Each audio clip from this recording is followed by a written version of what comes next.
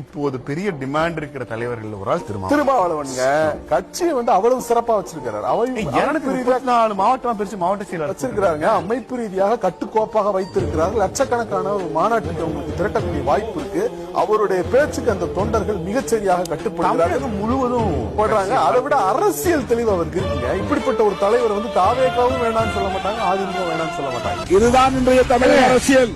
அவரு அப்படி சுற்றி சுழற்றி பார்த்தால், சுற்றி வளைத்து பார்த்தால், தமிழக அரசியலின் மைய புள்ளியாக இன்றைக்கு விடுதலை சிறுத்தைகள் தான் இருக்கிறது என்பதை மறந்துவிடக் கூடாது.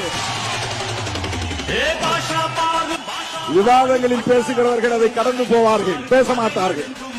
அதனால் திருமாவளவனுக்கு ஒரு முக்கியத்துவம் கிடைத்துவிடும் என்று பேச மாட்டார்கள். விமர்சிப்பதற்கு என் பெயரை எடுப்பார்கள்.